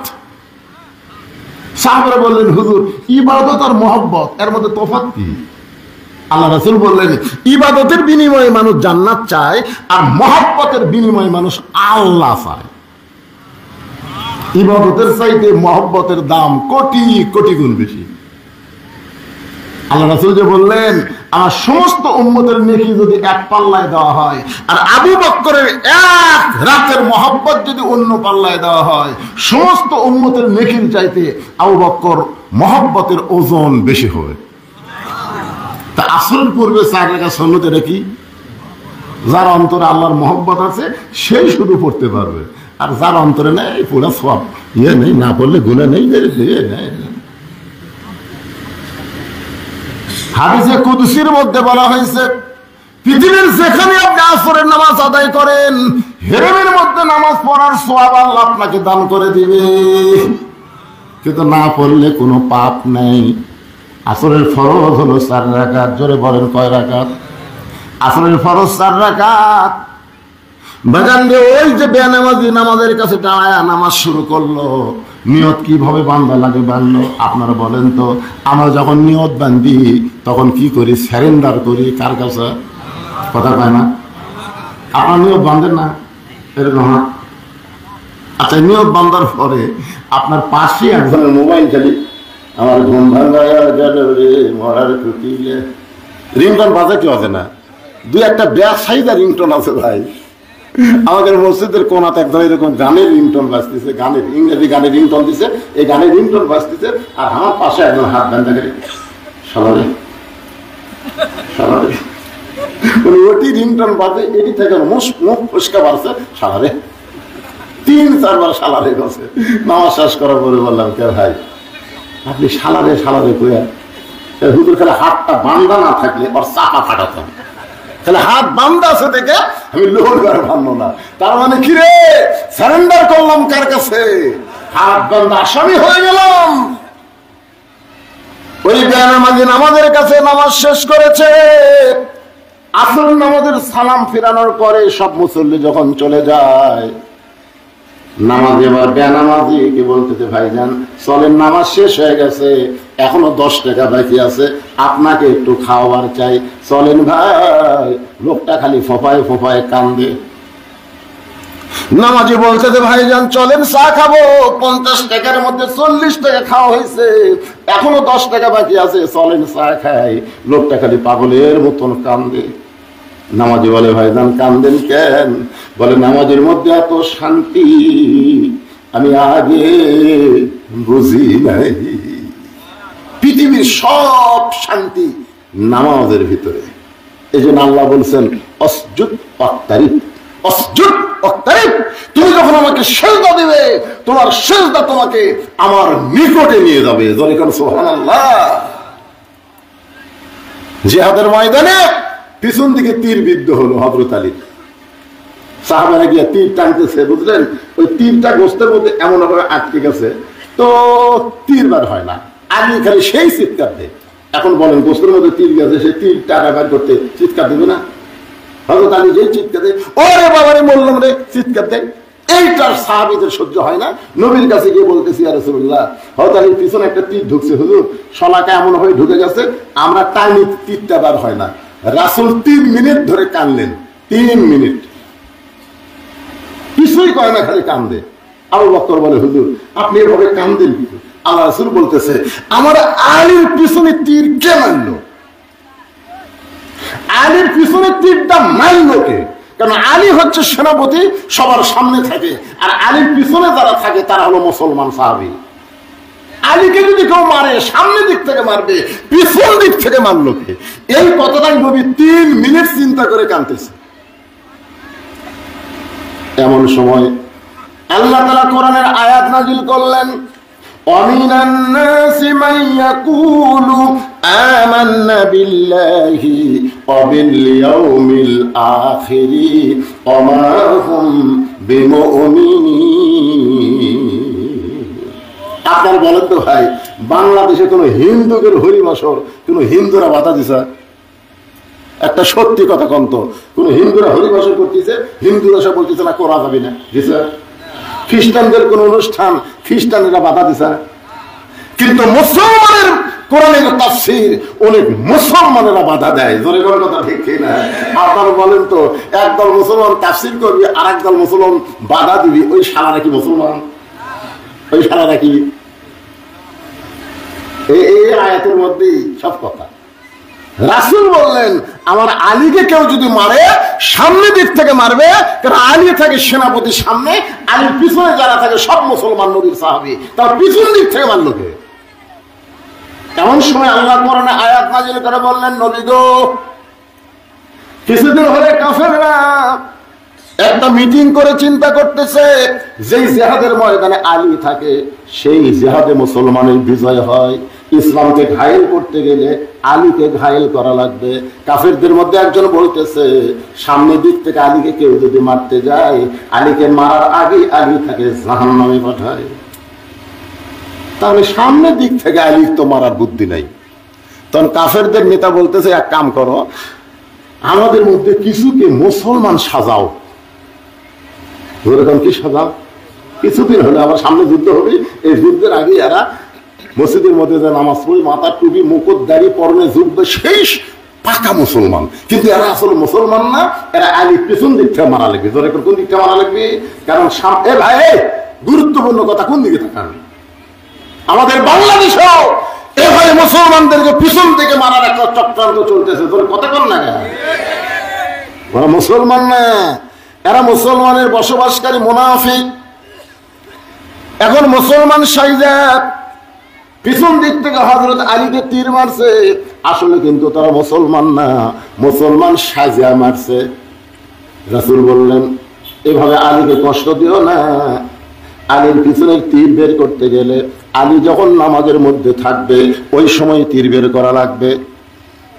তোমরা তীর বের করতে পারবে না, তখন বার করা যাবে আলী যখন নামাজের ভিতরে থাকবে। নামাজের কিন্তু 3টা দিক আছে, একটা হলো নামাজের শুরু, একটা হলো নামাজের ভিতর, একটা হলো নামাজের শেষ। আপনারা যে নামাজ পড়েন, আপনারা বলেন তো নামাজের শুরু আর নামাজের ভিতর, নামাজের শেষ কি? নামাজের শুরুটা হলো শরীয়ত, নামাজের ভিতরে হলো মারিফাত, আর নামাজের শেষটা হলো হাকিকত। নামাজের শুরুটা হলো শরীয়ত, শরীয়ত দিয়ে মানুষ নামাজ শুরু করবে, কিন্তু নামাজের মধ্যে যখন ঢুকবে, আসসালাতু মিরাজুল মুমিনিন, ওই নামাজটাই আল্লাহর সঙ্গে দেখা করে দিবে। আজকে শুনে নেন, আপনার পান বি না পান, শুনে নেন নামাজের শুরুটা কি? কেমন কথা বল না কেন? নামাজের শুরুটা হলো শরীয়ত, নামাজের মাঝখানটা হলো মারিফাত, আর নামাজের শেষটা হলো হাকিকত। আল্লাহ রাসূল বললেন, আলী যখন নামাজের ভিতরে থাকবে ওই সময় তার তীর বের করতে হবে। 2 জন সাহাবীকে নবী বললেন, তোমরা জামাতে নামাজ পড়বে না। একটা হলো জাবের আর একটা হলো হুযায়ফা।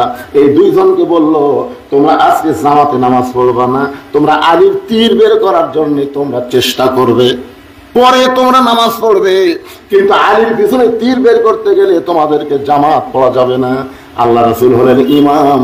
আলী যেখানে দাঁড়াইছে ডান পাশে আবু বকর, বাম পাশে হলো হযরত ওমর, আর পিছনের কাতারে যিনি দাঁড়াইছে তার নাম হলো ওসমান গনি। একটু দাঁড়ানোর চেহারাটা দেখেন, ডান পাশে যিনি দাঁড়াইছে তার নাম কি? সবাই বলেন নাম কি? বাম পাশে যিনি দাঁড়াইছে হযরত ওমর, আর পিছনের কাতারে যিনি দাঁড়াইছে আলী বরাবর, তার নাম হলো ওসমান। নবী নামাজ শুরু করে দিলেন। জাবের হুযায়ফা তীর টানে, যখন তীর টানে আলী পিছন দিকে চলে আসে, আবার ছাড়া দিলে ঠিক জায়গায় খাড়া হয়। জাবের ফিস ফিস করে হুযায়ফারে বলতেছে যে শলাকায় হাত দিলে হযরত আলী চিৎকার দিয়া কান্দে, এখন তীর ধরে টানি, লড়ে সরে কিন্তু কান্নার কোনো শব্দ নাই।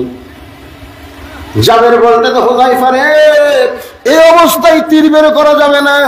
আলী যখন নামাজের মধ্যে যাবে, নামাজের মধ্যে হচ্ছে অসজুদ ওয়াক্তারিব, যখন আলী নামাজের সেজদা দিবে, এমন সময় দুইজন সাহাবী আলীর পিঠের উপরে দুইটা পা দিয়া এত জোরে তীর টান মারছে, শুধু তীর বের হয় নাই, তীরের সঙ্গে গোস্ত পর্যন্ত ছিঁড়াইছে। 20 মাকা তীর, ধরে কি মাকা? 20 মাকা তীর। কাফেররা কিন্তু এমন একটা তীর মারছে যে গোস্ত পর্যন্ত সিমেন্টের মতন জমে গেছে। 20 মাকা তীর। নামাজ যখন শেষ হয়ে গেল, ওই নামাজটা হলো আসরের নামাজ। জোরে বলেন কোন নামাজ? নামাজ যখন শেষ হয়ে গেল, আল্লাহ নবী সাহাবীর দিকে মুখ ঘুরে বসলেন। মুখ ঘুরে বসার পরে জাবের হুযায়ফা ওই তীর আর গোস্তের টুকরা নবীর সামনে জমা দিলেন। সঙ্গে সঙ্গে নবী পাগড়ি দিয়া ওই গোস্তের টুকরাটা আপনি লুকিয়ে রাখলেন, ওই গোস্তের টুকরাটা লুকিয়ে রাখলেন।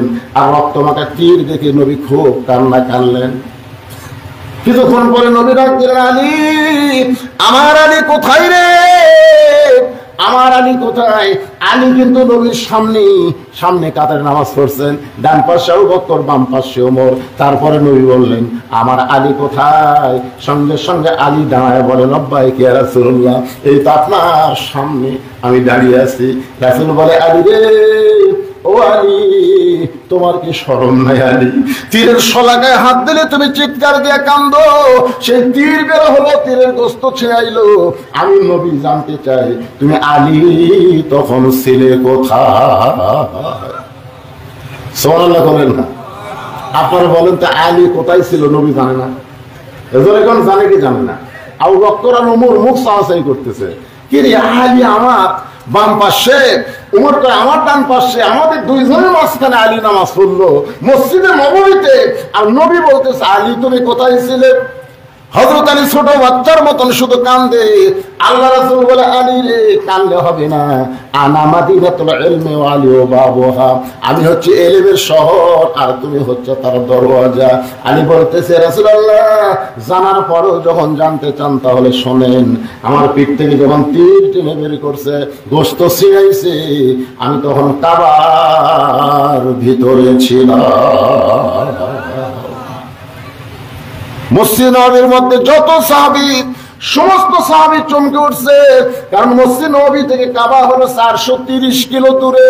বর্তমান হিসাবে কাবা হলো মসজিদ নববী থেকে 430 কিলো। ঘরে ঘরে কত কিলো? 430 কিলো দূরে হলো কাবা। নামাজ পড়লো মসজিদ নববীতে। আর আলী বলতেছে, আমি তখন কাবার ভিতরে ছিলাম। আল্লাহ রাসূল বলে, আলী তুমি কাবার ভিতরে কেমনে গেলে?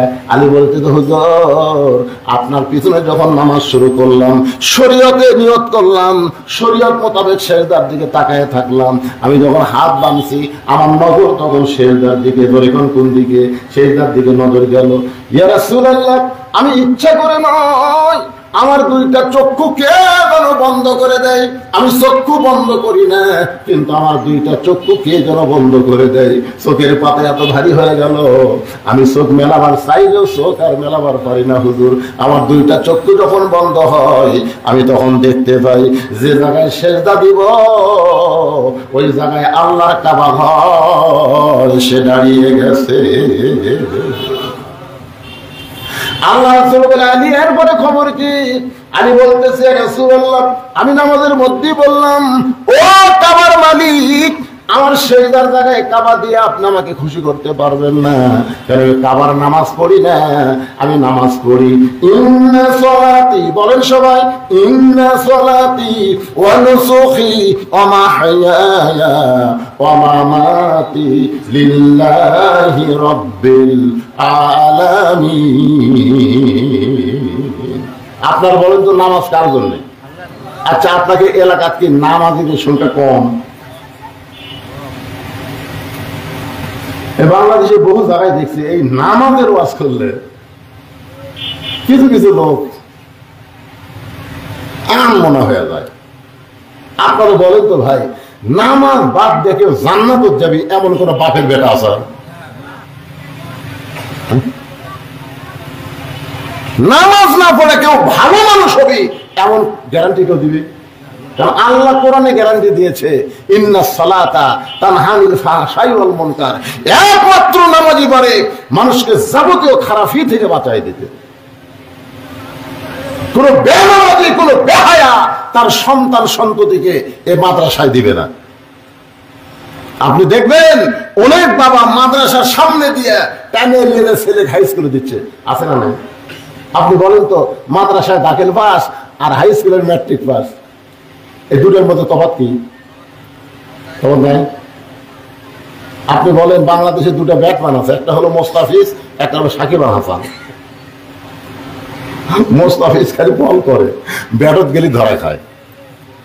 মোস্তাফিজ আছে খালি বল করে, ধরে কি করে, ব্যাট দিলে পারে। আর সাকিব আল হাসান বলও করে, ব্যাটও করে। এই দাখিল পাস করে ইচ্ছা করলে কলেজের আয়ে ভর্তি হবে, ইচ্ছা করলে আলেমে ভর্তি হবে। ম্যাট্রিক পাস করলে ওই যত ইচ্ছা করুক আলেমে ভর্তি হবার পারবি না। ধরে কথা বল না।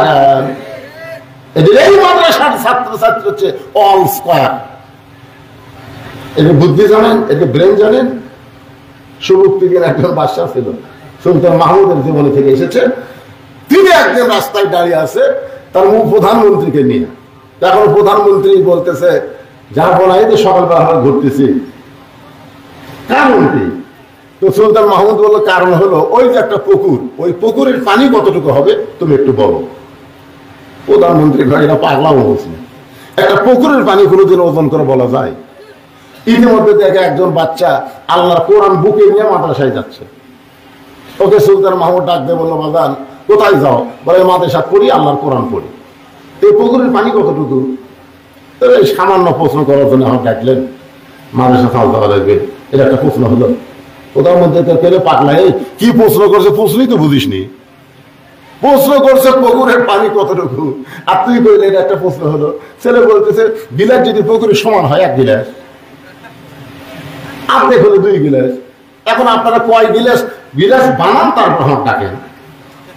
সুলতান মাহমুদ বুকে নিয়ে বলতেছে, আল্লাহ রাসূল বলেছেন, খায়রুকুম মান তাআল্লামাল কুরআন ওয়া আল্লামা। ওই ব্যক্তি হলো পৃথিবীর সবচাইতে দামি, জ্ঞানী, সম্মানী, যে আল্লাহর কোরআন পড়ে অপরকে কোরআনের শিক্ষা দেয়। এই মাদ্রাসায় আল্লাহর কোরআনের শিক্ষা হয়। জোরে কথা ঠিক কিনা? এখন আবার খালি কোরআন নাই,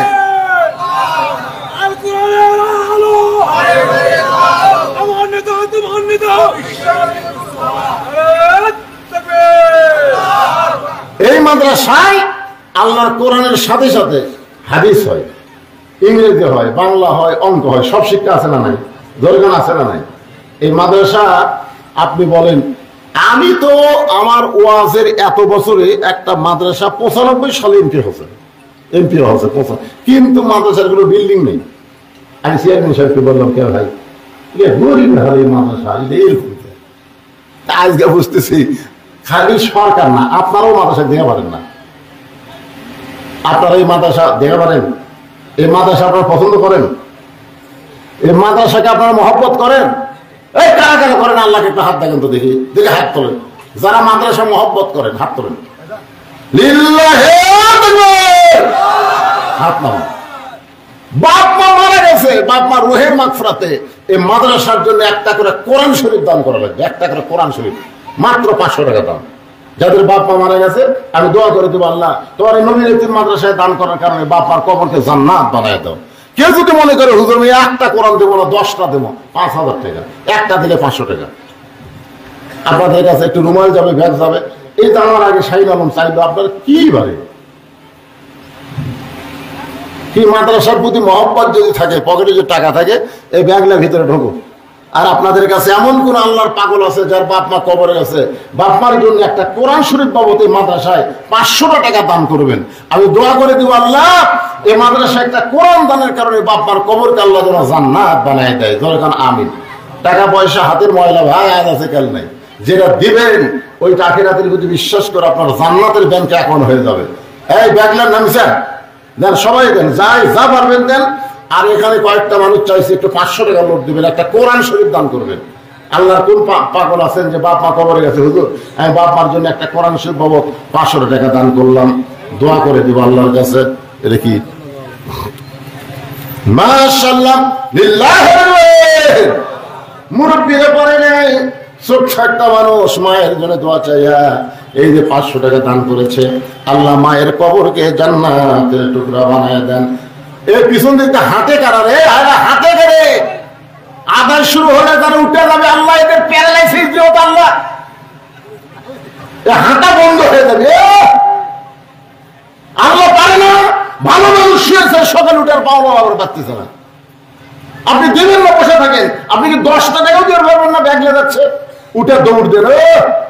দৌড়ানো বন্ধ হবে, দৌড়ানো বন্ধ হবে, হাঁটাও বন্ধ হবে, ঠিক কিনা বলেন? আল্লাহ তোমার একজন বান্দা 500 টাকা দান করেছে কোরআন বাবদ, আল্লাহ দানকে কবুল করেন। বাবার জন্য আল্লাহ, বাবা কবরে গেছে, বাবার কথা মনে করে কোরআন শরীফ বাবদ 500 টাকা দান করছে, আল্লাহ দানকে কবুল করেন। আল্লাহ তোমার একজন বান্দা 1000 টাকা 2টা কোরআন শরীফ বাবদ বাপ মার জন্য, 2টা কোরআন শরীফ বাবদ 1000 টাকা দান করেছে, আল্লাহ বাপ মার কবরকে জান্নাতের টুকরো বানায় দেন। আল্লাহ তোমার আরেকজন বান্দা কোরআন শরীফ দিবার পারে নাই, 100 টাকা দান করছে, আল্লাহ এইটা দান। 500 টাকা দিলে কোরআন, আর 100-200 দিলে দিবেন, সেটা হচ্ছে দান। বাবা কান্দে, মা কান্দে, কবরেতে শুয়া দেখলি না রে দরদের বেটা একবারও আসিয়া। একটু জিকির করেন লা ইলাহা ইল্লাল্লাহ। বাকি লিবেন। এই যে ধান হচ্ছে, ধান হলে আপনারা দিবেন। আমার ওয়াজ কিন্তু শেষ হয়নি বাদান, ওয়াজের কিছুই হয় নাই, কিন্তু আমাকে বললো হুজুর এই মিডল পয়েন্টটা আপনি একটু মাদ্রাসার জন্য আদায় করেন, এই জন্য আমি আপনাদের কাছে বললাম একটু আল্লাহর রাস্তায় 1 মণ 2 মণ ধান দেন। এই যে আল্লাহ ফসল দিচ্ছেন, বৈশাখ মাসে কোনো ঝড় নাই, ঝাপটা নাই, সব জায়গায় আমাকে বলে হুজুর বৃষ্টির জন্য দোয়া করেন। আমি চিন্তা করি বৃষ্টি যদি হয়, এই যে আবাদ করতেছে, ধান কাটতেছে, এদের আবার ক্ষতি হবে, এই জন্য আল্লাহকে বলে আল্লাহ বৃষ্টি চাইলে ঠান্ডা হবে, তুমি ইচ্ছা করলে এমনি ঠান্ডা করে দিতে পারো। আপনার বলেন তো গতকালের চাইতে আজকে তাপমাত্রা কমছে না বাড়ছে? কমে গেছে। তার মানে কি বৃষ্টি ছাড়াও আল্লাহ তাপমাত্রা কমাবার পারে। আপনার ওটা বসা করেন না, বাকি ওয়াজ হবে। পিছনে যারা আছেন সামনে আসেন, তো সামনে আসেন, সবাই সামনে আসেন, আল্লাহ রাস্তা আসেন। যারা গ্যাসে চলে দেখা অসুবিধা নেই, জিকির করেন, সামনে আসেন। লা ইলাহা ইল্লাল্লাহ, লা ইলাহা ইল্লাল্লাহ, লা ইলাহা ইল্লাল্লাহ, লা ইলাহা। আরেকজন আল্লাহর বান্দা কোরআন শরীফ বাবদ 500 টাকা দান করছে, আল্লাহ দানকে কবুল করেন। আল্লাহ নিকনিয়ত নিকাশা করে আল্লাহুম্মা আমিন। আমার মায়েরা যারা পর্দার অন্তরে বসে আছেন, আপনারা হয়তো মনে করতেছেন হুজুর আমাদের তো একটা লাইন ওয়াজ করলেন না। ও মা, আপনাদের ওয়াজ নিয়ামতের বহু মাহফিল করছি মা। আজকে শোনেন মাত্র 4টি আমল আপনারা করবেন। 1 নম্বর হলো 5 ওয়াক্ত নামাজ পড়বেন, 2 নম্বর হলো রমজান মাসে রোজা করবেন, 3 নম্বর স্বামীর কথা মতো চলবেন, আর 4 নম্বর হলো শরীরের হেফাজত পর্দা করবেন। এই 4টা আমল যদি করতে পারেন, আল্লাহ মা ফাতেমার সঙ্গে আপনাদেরকে জান্নাত দিবে। আল্লাহ নবী বললেন, ফাতেমা আমি তোমার বাবা বলে তুমি জান্নাতি, এইটা কখনো মনে করবা না। ফাতেমা বলে বাবা কি করা লাগবে? রাসূল বললেন, ফাতেমা জান্নাতে যদি যেতে চাও, জান্নাতের আমল করে তোমাকে জান্নাতে যেতে হবে। ফাতেমা বললেন, বাবা জান্নাতের আমল কি? আল্লাহ রাসূল বললেন, পর্দা, সবসময় পর্দার ভিতরে থাকবা। আমার মায়েদের বলতেছি, মা আপনাদের কাছেও মাদ্রাসার ছাত্রী আদায় করবে, আল্লাহর রাস্তায় আপনারা মাদ্রাসায় দান করবেন। দানকারী গো পিতা মাতা, সুখে রাখো কবরে, নূরের টুপি পরাইয়া উঠাবেন রোজ হাসর। আপনার ইরির ধান আবাদ করেননি? এরা সব বাইরের লোক না, এলাকার লোকরা বাড়ি। 1 মণ ধান লেখাতে পারলেন না যে হুজুর আমি মাদ্রাসায় 1 মণ ধান দেবো। শরীফ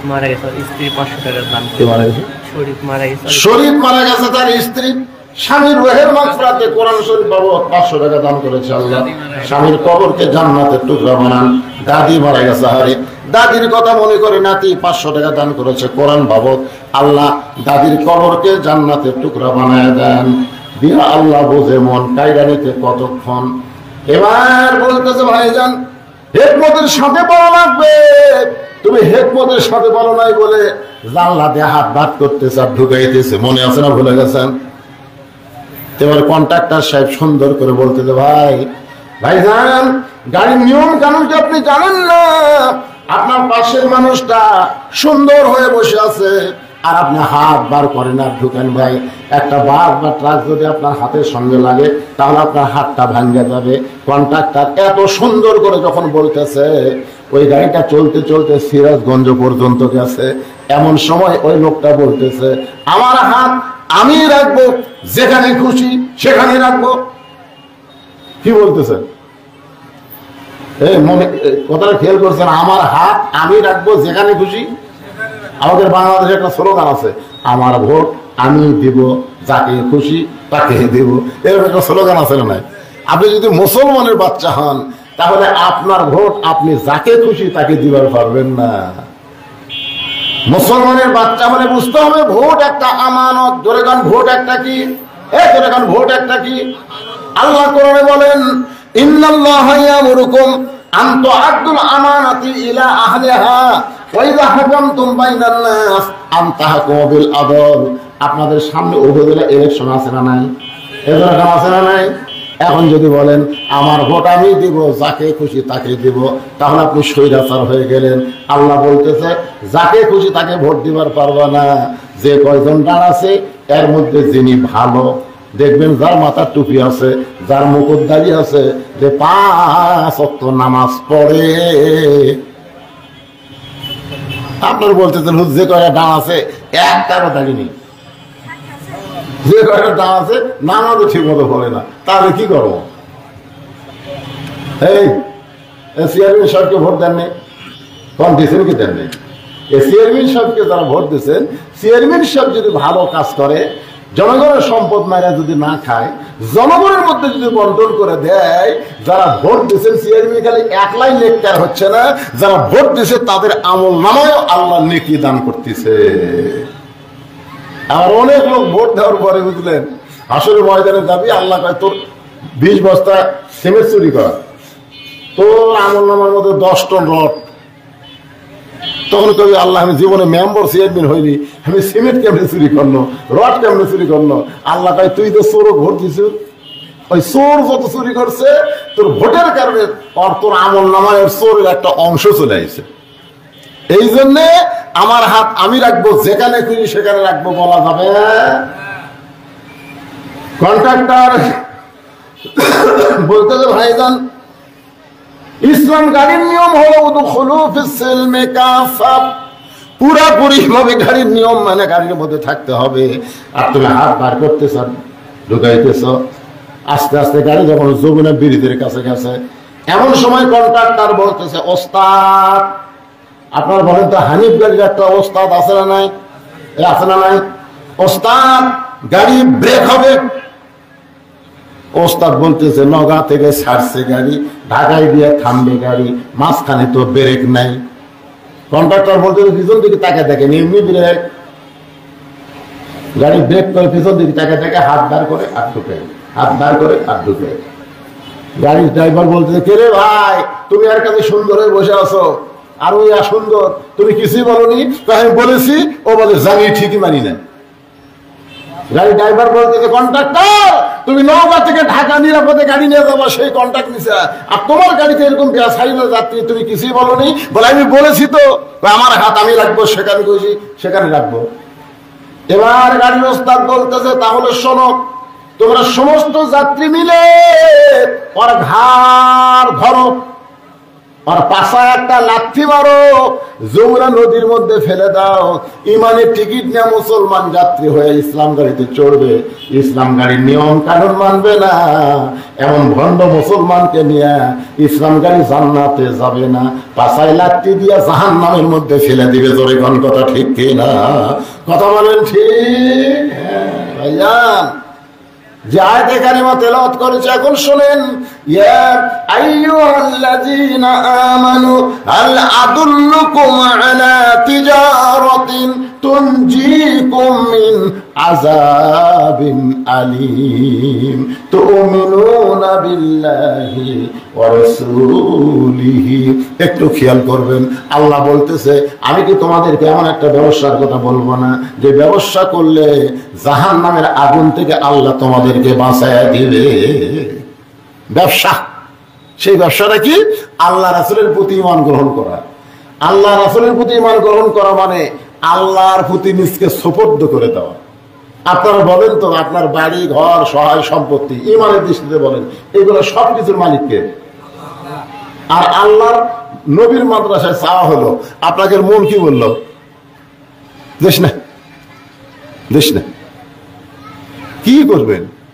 সব কিছু ছুঁয়ে যাবেন, কিছুই নিয়ে যাবে না। কিন্তু যেদিন ডাক পড়িবে কবর মাঝে যাইতে, জোগাড় কিছু করছো বন্ধু তার মাঝে বিছাইতে। আল্লাহ পাক আমাদের সকলকে কবুল করুক। কঠিন গরমের মধ্যে ভাঙা ভাঙা মাহফিলে যা কিছু বললাম, বক্তা এবং শ্রোতা আল্লাহ আমল করার তৌফিক দেখ, সকলে বলে আল্লাহুম্মা আমিন।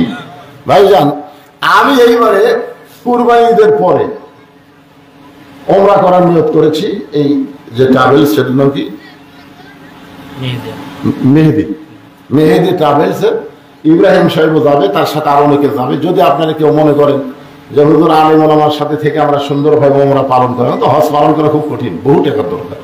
তো কুরবানি ঈদের পরে ভিড়ও কম হবে, আপনারা মক্কা মদিনার সব সিনারিগুলো দেখে নিজের ঈমানকে পুক্ত করতে পারবেন। আসলে মক্কা মদিনায় এমন কিছু জায়গা আছে, জায়গা দাঁড়ালেই ঈমান বেড়ে যায়। আপনি তো গেছেন, খারাপ হবে। বাংলাদেশে তো কিছু নেই রে ভাই, এটা ভেজাল দেশ। এখন কি দেশ? ভেজাল ভেজাল। আমি এক দোকানে যে বলছিলাম, ভাই জয়তুনের আসল তেল দেন মদিনায়, যেই বছর আসল তেল দেন, দোকানের মালিক বলতেছে মানলো তুলো হারাম। কর্মচারী সে মানলো ধাক্কা, এক ধাক্কায় দোকান থেকে বাইরে হলাম। আমি বললাম কে রে, আমার দোষ ঠিক। একজন বাংলাদেশি বললাম, ভাই তাহলে আসল জয়তুনের তেল চাষি আর মান্য করলো হারাম করে আমার ধাক্কা দিয়ে বাইর করে দিল, কারণ কি? বলে হুজুর কারণ হলো আপনি ভেজাল দেশের লোক। কারণ আপনি যখন আসল চাচ্ছেন তখন দোকানদার মনে করছে এটা ভেজাল দেশের লোক, কারণ ভেজাল দেশের লোক না তো আসল চাবি না।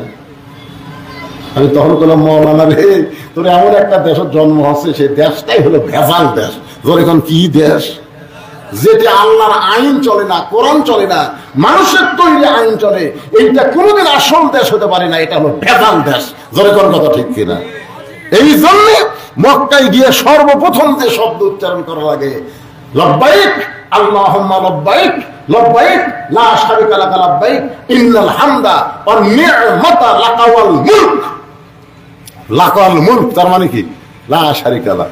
রাজত্বের মধ্যে, রাজনীতির মধ্যে একমাত্র আল্লাহ ছাড়া অন্য কাউকে আমরা স্বীকার করি না। ভাই টাকা পয়সা যদি থাকে আপনারা ওমরা করবেন, ওমরাতে বিশাল সব, বহু মক্কা মদিনার জিনিস দেখতে পারবেন। বাংলাদেশে কিছুই পাবেন না ভাই। এটা আমরা সব বাড়ি করে সব, কেউ যাবার চান আমি যাবো ইনশাল্লাহ কুরবানিদের পরে মেহেদি ট্রাভেলসে। এটা আপনাদের এই মহাদেবপুরে ইব্রাহিম সাহেবের সাথে অনেক লোক যাচ্ছে, আপনারা যদি যান তোর সাথে যোগাযোগ করবেন ইনশাল্লাহ। এখন দোয়া করে দেবেন। আল্লাহুম্মা আমিন। আল্লাহুম্মা আনতাস সালাম ওয়া মিনকাস সালাম তাবারাকতা ইয়া যাল জালালি ওয়াল ইকরাম। আল্লাহ তাআলা কঠিন গরমের ভিতরে তোমার বান্দারা বাড়ি ঘর বাদ দিয়ে, ফ্যানের বাতাস বাদ দিয়ে এই জান্নাতের বাগানে বসে গুরুত্বপূর্ণ কিছু নসিহত আলোচনা শুনে আমি গুনাহের সঙ্গে রহমতের দরজায় ফকির হয়ে দোকানে হাত তুলেছি। আল্লাহ মেহেরবানি করে আজকের মাহফিল আমাদের সকলের হেদায়েতের জন্য, নাজাতের জন্য, জান্নাতের জন্য কবুল করে নেন। এই মাহফিলের শুরু থেকে শেষ পর্যন্ত যত আলোচনা হয়েছে আল্লাহ, এর মধ্যে যদি ত্রুটি হয়, ভুল হয়, মাফ করে দেন। এর হাদিয়া মঞ্জুর করেন। সোনার মদিনায় নবী ফেরোজা ওয়ার্গ আল্লাহ কবুল করেন। তামাম আম্বিয়া কেরাম, আসহাবে কেরাম, তাবিঈ কেরাম, তাবিঈ কেরাম, তামাম পৃথিবীর মাটির নিচে যত মুমিন মুমিনাত আছে আল্লাহ সকলের আরওয়াহ হাদিয়া কবুল করেন। আল্লাহ যারা মাহফিল আয়োজন করেছে হাজার হাজার টাকা খরচ করে, আল্লাহ তাদের সকলকে মাহফিল ওসিলায় জান্নাতে কবুল করেন। আজকের মাহফিলের সম্মানিত সভাপতি কবুল করেন, প্রধান অতিথি আমার চেয়ারম্যান ভাইকে আল্লাহ আপনি কবুল করেন, বিশেষ অতিথিদের কবুল করেন। মাদ্রাসার সুপার, মাদ্রাসার সহ সুপার, মাদ্রাসার সহকারী শিক্ষক, মাদ্রাসার তালবে ইলম, মাদ্রাসার কর্মচারী, আল্লাহ সকলকে কবুল করেন। পর্দার অন্তরালের মা বোনেরা, আবিদা সালিহা পর্দাজি কবুল করেন। গোটা বিশ্বের মুসলমানকে আল্লাহ আপনি রহম করেন। ফিলিস্তিন মুসলমানকে আল্লাহ আপনি হেফাজত করেন। বাইতুল মুকাদ্দাস ফিলিস্তিনকে আল্লাহ আপনি দিয়ে দেন। ইসরায়েলের দখলত্ব থেকে, ইহুদি ষড়যন্ত্র থেকে মুসলমানদের আল্লাহ আপনি হেফাজত করেন। আল্লাহ সারা মাদ্রাসাকে কিয়ামত পর্যন্ত কবুল করে নেন। এই মাদ্রাসার যত সমস্যা আছে আল্লাহ আপনি কুদরতি ভাবে সব সমস্যার সমাধান করে দেন। আল্লাহ আপনার এলাকার সমস্ত মানুষকে এই মাদ্রাসায় তাদের ছেলে মেয়েকে দিয়া কোরআন হাদিসের শিক্ষা নিয়ে আলেম করার তৌফিক দিয়ে দেন। আল্লাহ নগদে বাকিতে যারা দান করলো, যাই দান করলো, আল্লাহ এই দানটা জান্নাতের বিনিময়ে কবুল করেন। আল্লাহ গো, আমি গুনাহগার বলে দোয়া ফিরাই দিন না আল্লাহ। আল্লাহ তাফ হচ্ছে, আল্লাহ কঠিন তন্ত্র চলতেছে গোটা বাংলাদেশে। ৭৫ বছরেও নাকি এমন তাপ হয় নাই। আল্লাহ তাপটা তুমি কমায় দাও, এমন বৃষ্টি দিবা যে বৃষ্টি দিলে কৃষকের কোনো ক্ষতি হবে না। রহমতের বৃষ্টি দান করো আল্লাহ। আমরা বৈশাখী বৃষ্টি চাই না, আমরা রহমতের বৃষ্টি চাই। আল্লাহ তুমি দিয়ে দিও। সুবহান রাব্বিকা রাব্বিল ইজ্জাতি আম্মা ইয়াসিফুন ওয়া সালামুন আলাল মুরসালিন ওয়ালহামদুলিল্লাহি রাব্বিল আলামিন। ওয়াজাল আখিরাতি কালিমাতুন ইনদাল মাউত লা ইলাহা ইল্লাল্লাহু মুহাম্মাদুর রাসূলুল্লাহ সাল্লাল্লাহু আলাইহি ওয়াসাল্লাম। আসসালামু আলাইকুম ওয়া রাহমাতুল্লাহি ওয়া বারাকাতুহু।